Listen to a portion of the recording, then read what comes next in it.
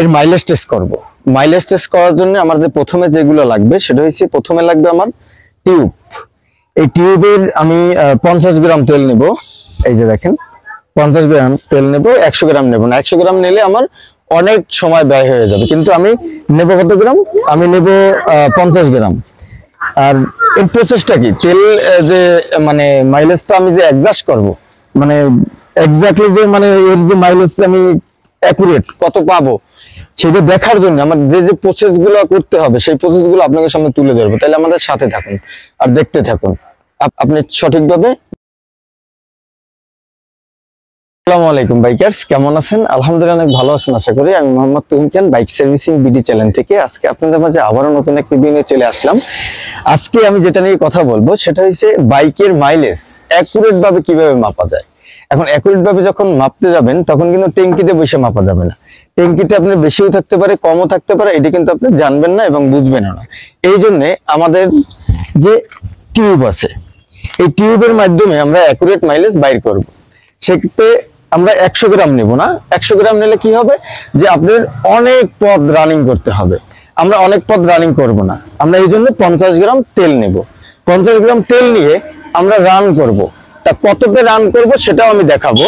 তার আগে যে প্রসেসগুলো সেই প্রসেসগুলো আপনাকে দেখাবো। তাহলে চলুন দেখা যাক।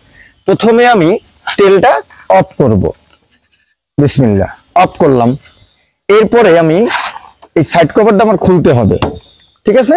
আবার সাইড কভার না খুললেও হবে, আমার কিন্তু সাইড কভার খুলতে হবে না। তার আগে আমি এটা করতে পারবো। আমি তারপরে তেলের ফুয়েলের যে লাইনটা আছে, ফুয়েলের লাইনটা আমি খুলে দিলাম।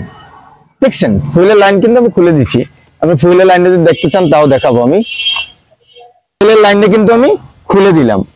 এরপরে যেটা করব সেটা হচ্ছে এই যে ফুয়েল ট্যাঙ্ক থেকে আমি 50 গ্রাম তেল নিয়ে নেব। ওকে, এবার আমরা 50 গ্রাম তেল নিয়ে নেব।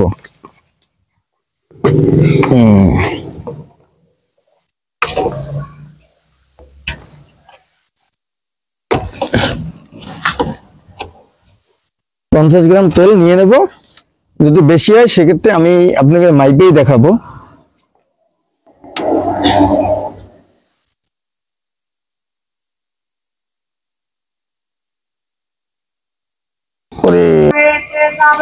এই যে 50 গ্রামের কিন্তু একটু বেশি আছে তেল, কিন্তু 50 গ্রামের বেশি আছে, কিন্তু এতখানি তেল আমরা নিব না। এই জন্য আমরা কি করব, তেল কিন্তু একটু কমাই দেব। তাহলে চলুন কমাই দিই। কিন্তু তেলটা কমাই দেব। এই জন্য কি করবো, ওরে মা গো মা, এতে কিন্তু ফুল প্রচুর পরিমাণে ভরা, ট্যাঙ্কি পরিপূর্ণ ভরা। হ্যাঁ, এই যে আমরা কিন্তু কমাই দিলাম। এই যে আমার কিন্তু 50 গ্রাম একদম কাটায় কাটায় 50 গ্রাম আছে।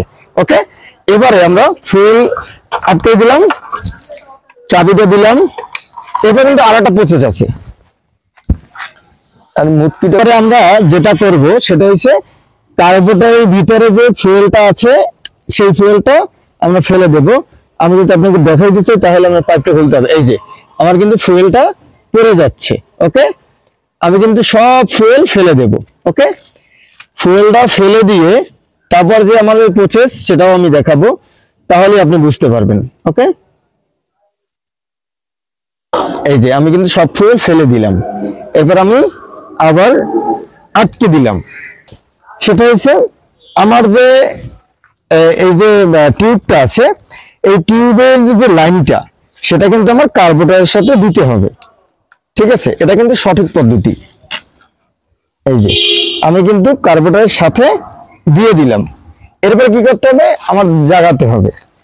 জাগানোর পরে কিন্তু কার্বোরেটরের ভিতরে কতটুকু তেল থাকে, মানে ফুয়েল থাকে। ঠিক আছে, আমার কিন্তু ভুল হয়ে যাচ্ছে অনেক জায়গায়।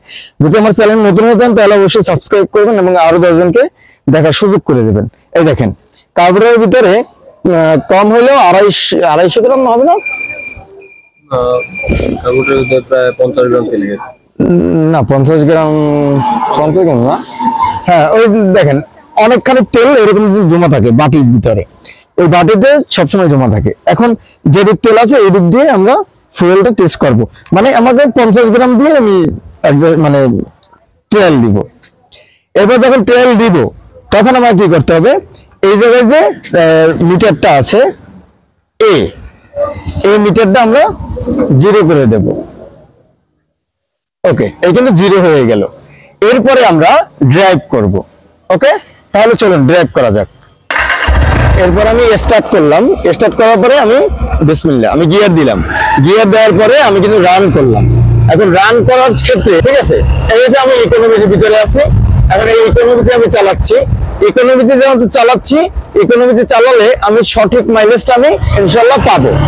আমি এই যে চালাচ্ছি দেখেন, এই যে আপনি যখন লং রোডে যাবেন তখন কিন্তু মাইলেজ ভালো পাবেন। আমি কিন্তু এখন পিলিয়ন নিয়ে আছি, পিলিয়ন নিয়েই কিন্তু আমি চালাচ্ছি। যখন পিলিয়ন নিয়ে চালাবো তখন হচ্ছে আপনার মাইলেজ কিন্তু একটু কম পাবো, কেননা যেহেতু আমি পিলিয়ন নিয়ে চালাচ্ছি।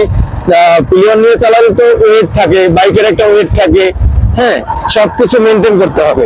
মেনটেন করে যদি আপনি একা চালান তাহলে কিন্তু মাইলেজ আরো ভালো পাবেন। ঠিক আছে, আপনি ইকোনমির ভিতরে যখন চালাবেন তখন আপনার সঠিক মাইলেজটা বেরোয় আসবে। ঠিক আছে, মানে আপনি যতবার ক্লাস ব্রেক চাপতেন তত তেলের মাইলেজ কম পাবেন, যত ক্লাস ব্রেক কম চাপতেন তত মাইলেজ বেশি পাবেন। ঠিক আছে, এটা আমরা অনেকজনই জানি না। আর যদি আমার ভিডিওগুলো ভালো হয়ে থাকে, ভালো লেগে থাকে, আপনি যদি কিছু শিখে থাকেন, তাহলে অবশ্যই আমার চ্যানেলের পাশে থাকবেন এবং আরো 10 জনকে দেখার সুযোগ করে দেবেন। এই যেমন আমি এই যে ভিড দেখে আমি ব্রেক করলাম, এই জায়গায় কিন্তু মাইলেজ কম পাবো। এটা আমি শহরের মাপ দিচ্ছি। আমি যখন লং এ যাবো, লং এ কিন্তু আরো ভালো মাইলেজ পাবো ইনশাআল্লাহ। ঠিক আছে, তা এই জায়গায় আমরা কত মাইলেজ পাবো সেটাই আমরা আর কি তুলে ধরবো আপনাদের সামনে। এই জায়গায় আমি আশা করি ভালো মাইলেজ পাবো না, কেননা আমি লং এ চালাচ্ছি না, আমি ঘুরে ঘুরে চালাচ্ছি, মানে আমি শহরের ভিতরে চালাচ্ছি। শহরের ভিতরে কত মাইলেজ পাই এক্স বুলেট বাইকে সেটাই আর কি আপনাকে দেখাবো। আমাদের সাথে থাকবেন আর দেখতে থাকুন। সঠিক মাপ দিছি, আমরা 50 পেয়েছি। এটা কিন্তু আপনি চালানোর উপরে, আপনি ক্যাটাগরি কীরকম যদি আপনি ভালো হ্যান্ড হয়ে থাকেন তাহলে আপনি ভালো মাইলেজ পাবেন, আর যদি ভালো হ্যান্ড না হন তাহলে ভালো মাইলেজ পাবেন না, কেননা চালানোর উপরেই মাইলেজটা নির্ভর করা হয়। ঠিক আছে, তাহলে আজকে এই পর্যন্তই। ভালো থাকবেন, আসি, আসসালামু আলাইকুম।